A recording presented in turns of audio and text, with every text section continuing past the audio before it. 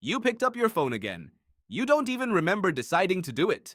1 second you were doing something else, and the next your thumb was already swiping, already scanning, already searching for something, anything.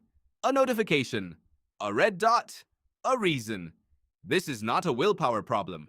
This is a 10,000-year-old survival instinct, firing in a world it was never built for. Here is the uncomfortable truth. Your brain did not evolve to ignore new information. It evolved to crave it. For nearly all of human history, novelty meant survival. A rustle in the grass, a shift in the wind, a stranger on the horizon. The humans who noticed these things first, who scanned constantly for anything new or different in their environment, were the humans who lived long enough to pass on their genes. The ones who tuned it all out did not. Neuroscientists call this neophilia, a deep, hardwired attraction to novelty. Every time something new enters your field of awareness, your brain releases a small hit of dopamine, not as a reward for finding something good, as a reward for simply finding something new. The chemical does not care whether the new thing is useful. It only cares that it is unknown. Your phone is the most concentrated novelty delivery device ever built. Every notification is a rustle in the grass. Every red badge is a shift in the wind. Every scroll offers something your ancient brain cannot tell apart from a genuine survival-relevant signal. And because it cannot tell the difference, it responds the same way it always has. It pulls your attention, immediately, involuntarily, before you've consciously decided anything at all. Psychologist B.F. Skinner discovered something decades before smartphones existed that explains exactly why you can't put your phone down.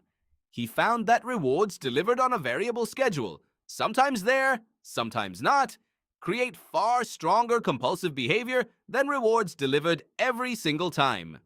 He proved this with pigeons pecking at levers. A pigeon that gets a reward every time it pecks will peck calmly. A pigeon that sometimes gets nothing will peck obsessively, desperately, unable to stop. You are that pigeon. Your phone is that lever. Every time you check it, you might get something. A message, a like, a piece of news. Or you might get nothing. And that uncertainty is exactly what keeps your thumb moving. Tech designers know this. The infinite scroll, the pull to refresh gesture, the unpredictable rhythm of notifications, none of it is accidental.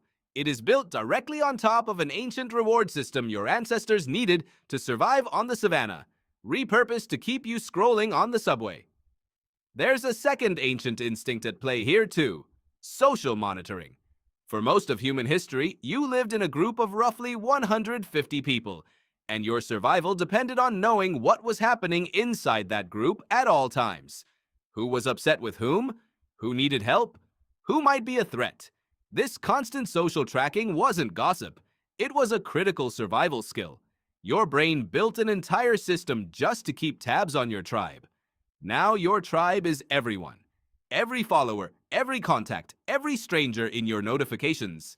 Your ancient social monitoring system, built for 150 people, is now trying to track thousands. It cannot stop checking, because checking is the job it was built to do. So when your phone buzzes and your hand moves before your mind catches up, understand what's actually happening. That is not weakness. That is 10,000 years of evolutionary wiring colliding with a piece of glass and silicon engineered, often deliberately, to exploit exactly that wiring.